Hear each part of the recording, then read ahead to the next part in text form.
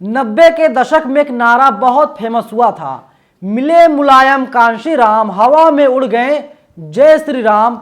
बाकी राम झूठे राम, असली राम कांशी राम। लेकिन एक बाबा सामने आ गए हैं। ये बाबा कह रहे हैं, मरे मुलायम कांशी राम, प्रेम से बोलो जय श्री राम। ये कौन से बाबा है, कहां से अवतरित हुए हैं, इसकी जानकारी वीडियो में मैं आपको देने की कोशिश करूंगा।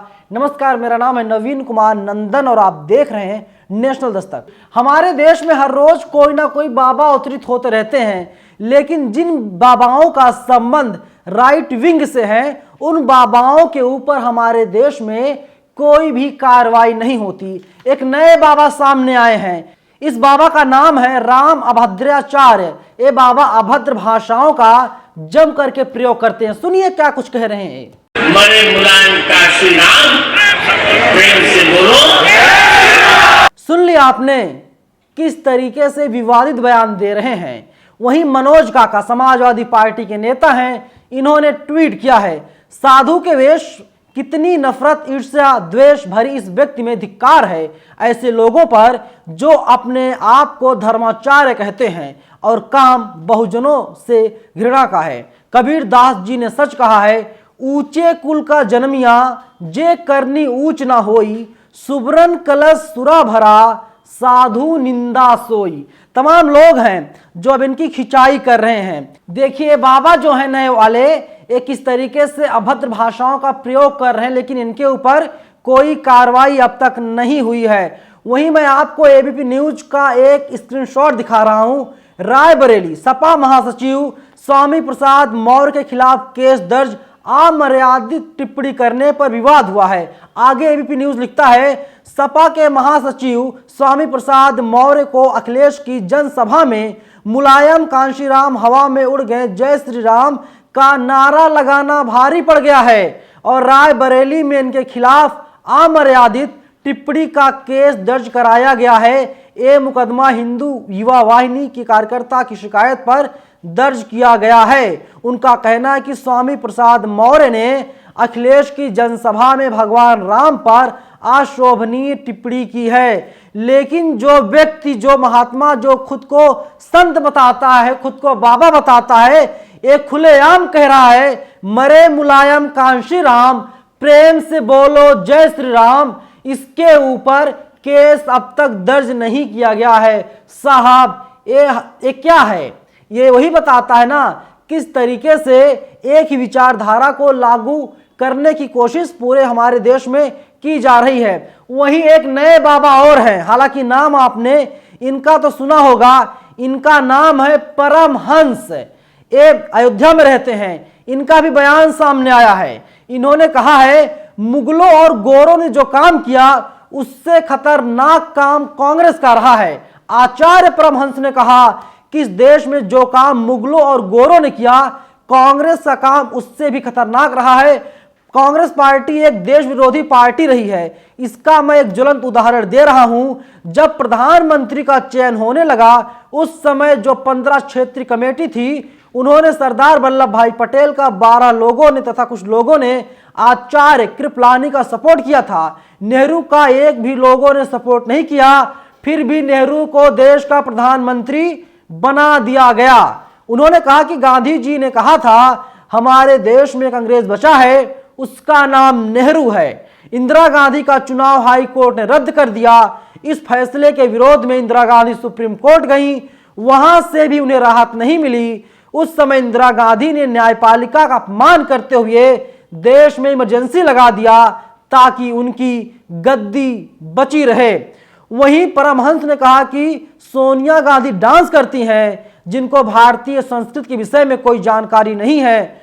उसके लड़के यानी प्रियंका हमारे मोदी जी को कायर कहती हैं। देश की जनता ने जिसके लड़के को पप्पू का सर्टिफिकेट दिया है, उनको बोलने की अक्ल नहीं है। मोदी के नेतृत्व में सेना इतनी मजबूत हुई है, चीन और पाकिस्तान दोनों कांप रहे हैं। वहीं यही नहीं रुकते हैं ये जो आचार्य परमहंस दास हैं। ये आगे कहते हैं कि एक दिन हम ताज होटल में थे, हमारे साथ स्वामी प्रसाद मौर्य 4 साल रहा है। उधर से ही निकल रहे थे, हमारे साथ 4 और संत थे। हमने लोगों से कहा कि रोककर पूछो इस समय ऐसा क्यों बोल रहा है। इसी में झगड़ा हो गया। जब उनसे पूछा गया कि लोगों ने मारा पीटा, उन्होंने कहा हमें थोड़े पीटा, अगर माफी नहीं मांगा और दोबारा मिलेगा तो फिर कंटाप लगाएंगे। उन्होंने अपना सोटा दिखाते हुए कहा कि हमारे साथ धर्म दंड भी रहता है, स्वामी प्रसाद मौर्य मिलेंगे, हम उन्हें कंटाप लगाने का काम करेंगे। मैं खबर आपको इनके बयान इसलिए बता रहा हूं, अमर्यादित बयान है, अशोभनीय बयान है, लेकिन आपको जानना चाहिए जब स्वामी प्रसाद मौर्य कहते हैं मिले मुलायम कांशीराम हवा में उड़ गए जय श्री राम, तो उनके खिलाफ केस दर्ज कर लिया जाता है। लेकिन जब ये बाबा खुलेआम कहता है कि मैं कंटाप लगाऊंगा स्वामी प्रसाद मौर्य को, इस बाबा इस ढोंगी के खिलाफ कोई भी कार्रवाई नहीं होती। कार्रवाई क्यों नहीं होती? अपने में बहुत बड़ा सवाल है और इस सवाल का जवाब मैं अकेले नहीं बल्कि पूरा देश मांग रहा है। ये जो बाबा परमहंस दास है, इसके खिलाफ अब तक कार्रवाई क्यों नहीं की गई है?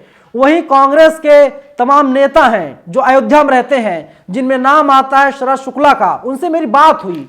उन्होंने कहा कि जिस तरीके से परमहंस दास ने सोनिया गांधी को लेकर के टिप्पणी की है, हम लोगों ने एफआईआर दर्ज करवा दी है और हमारी कोशिश रहेगी ये जो परमहंस दास है इसकी गिरफ्तारी सुनिश्चित की जाए। आप सोचिए किस तरीके से तमाम जो बाबा है, संत महात्मा हैं, पोंगा पंडित हैं, किस तरीके से आपको हमको उलझाने की कोशिश में लगे हुए हैं। पता है क्यों? साल 2024 में पूरे देश में आम चुनाव होना है और माना जा रहा है अप्रैल और मई के महीने में ही चुनाव होगा पूरे देश में। 1 साल से कम का वक्त बचा हुआ है जब आचार संहिता को लागू कर दिया जाएगा और इसीलिए कहा जा रहा है कि अभी से माहौल बनाने की कोशिश पूरे देश में की जा रही है। एक बाबा को आपने देखा था, धीरेन्द्र शास्त्री, महापाखंडी आदमी, और अब नए बाबा आए हैं परमहंस दास, और एक सबसे नए नवेले बाबा की एंट्री हो गई है। इनका नाम है राम अभद्राचार्य। ये बाबा अभद्र भाषा का ही प्रयोग करते हैं। हालांकि इनके नाम की पुष्टि नहीं हो पाई है, इनका नाम क्या है, लेकिन इनका नाम यही बताया जा रहा है। ये लोग समाज को तोड़ना चाहते हैं। इनकी बातों से, इनके भाषणों से, इनके ज्ञान से समाज जुड़ने वाला नहीं है, बल्कि इनके ज्ञान से समाज टूट जाएगा और ना जाने ये लोग क्या चाहते हैं। लेकिन सच्चाई यही है, जो व्यक्ति उलूल जुलूल बयानबाजी कर रहा है उसके खिलाफ कोई भी कार्रवाई नहीं की जा रही है, लेकिन जो व्यक्ति संविधान को मान रहा है उसके ऊपर कार्रवाई की जा रही है। ये विडंबना नहीं तो दुर्भाग्य नहीं तो क्या है साहब। मैं फिर से आपको बता देता हूं 90 के दशक में कौन सा नारा फेमस था। मिले मुलायम कांशीराम हवा में उड़ गए जय श्री राम, बाकी राम झूठे राम, असली राम कांशीराम। और ये नए बाबा आए कह रहे हैं कि मरे मुलायम कांशीराम, प्रेम से बोलो जय श्री राम। फिलहाल इस वीडियो में इतना ही, लेकिन आपकी क्या प्रतिक्रिया है आप लोग अपनी राय में कमेंट बॉक्स में जरूर बताइएगा। धन्यवाद। नेशनल दस्तक की आपसे गुजारिश है कि अगर इसको बचाना चाहते हैं तो नेशनल दस्तक को सब्सक्राइब करने के लिए रेड कलर के सब्सक्राइब बटन को दबाएं, फिर बेल आइकन की घंटी दबाएं। नेशनल दस्तक को बचाने के लिए बहुत जरूरी है कि हर खबर को शेयर करें, लाइक करें, कमेंट जरूर करें।